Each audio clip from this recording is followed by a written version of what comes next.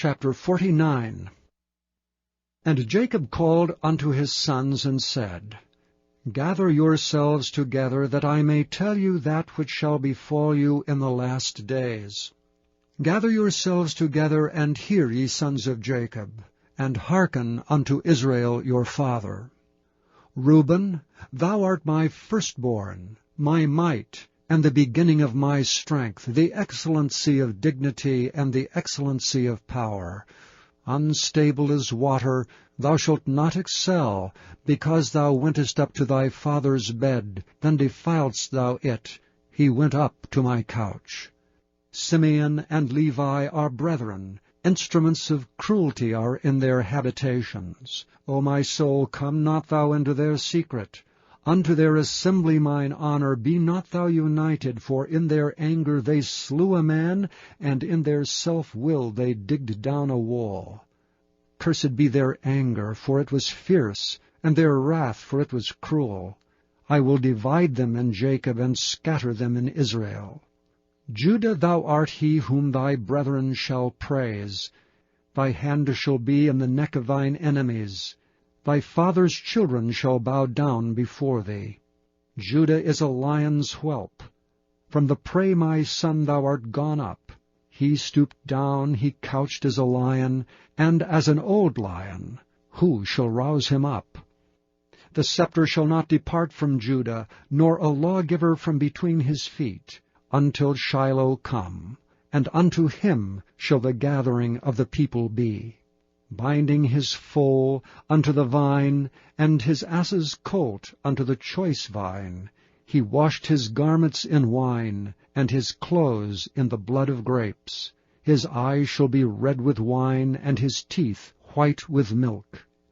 Zebulun shall dwell at the haven of the sea, and he shall be for an haven of ships, and his border shall be unto Zidon. Issachar is a strong ass, couching down between two burdens. And he saw that rest was good, and the land that it was pleasant, and bowed his shoulder to bear, and became a servant unto tribute. Dan shall judge his people as one of the tribes of Israel. Dan shall be a serpent by the way, and adder in the path, that biteth the horse heels, so that his rider shall fall backward.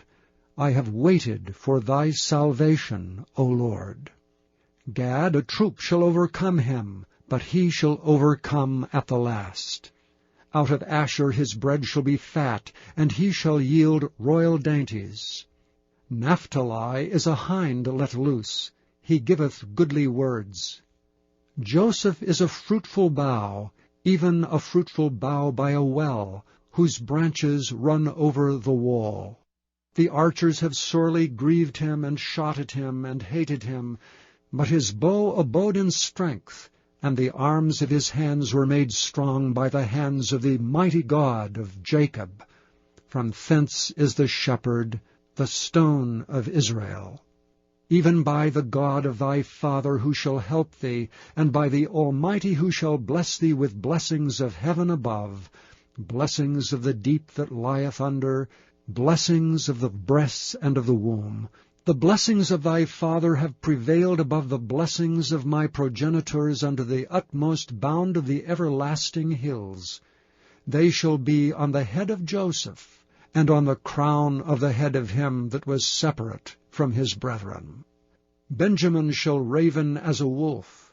In the morning he shall devour the prey, and at night he shall divide the spoil. All these are the 12 tribes of Israel. And this is it that their father spake unto them, and blessed them, every one according to his blessing he blessed them. And he charged them, and said unto them, I am to be gathered unto my people. Bury me with my fathers in the cave that is in the field of Ephron the Hittite, in the cave that is in the field of Machpelah, which is before Mamre, in the land of Canaan, which Abraham bought with the field of Ephron the Hittite for a possession of a burying place. There they buried Abraham and Sarah his wife. There they buried Isaac and Rebekah his wife, and there I buried Leah. The purchase of the field and of the cave that is therein was from the children of Heth, And when Jacob had made an end of commanding his sons, he gathered up his feet into the bed, and yielded up the ghost, and was gathered unto his people. Chapter 50.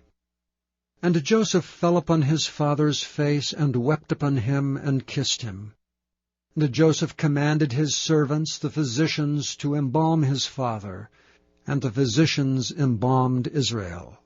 And 40 days were fulfilled for him, for so are fulfilled the days of those which are embalmed. And the Egyptians mourned for him 60 days. And when the days of his mourning were past, Joseph spake unto the house of Pharaoh, saying, If now I have found grace in your eyes, speak, I pray you, in the ears of Pharaoh, saying, My father made me swear, saying, Lo, I die, in my grave which I have digged for me, in the land of Canaan, there shalt thou bury me. Now therefore let me go up, I pray thee, and bury my father, and I will come again. And Pharaoh said, Go up, and bury thy father according as he made thee swear. And Joseph went up to bury his father, and with him went up all the servants of Pharaoh, the elders of his house, and all the elders of the land of Egypt, and all the house of Joseph, and his brethren, and his father's house. Only their little ones and their flocks and their herds they left in the land of Goshen. And there went up with him both chariots and horsemen, and it was a very great company. And they came to the threshing floor of Atad, which is beyond Jordan, and there they mourned with a great and very sore lamentation. And he made a mourning for his father 7 days. And when the inhabitants of the land, the Canaanites, saw the mourning in the floor of Atad, they said, This is a grievous mourning to the Egyptians. Wherefore the name of it was called Abel Mizraim, which is beyond Jordan.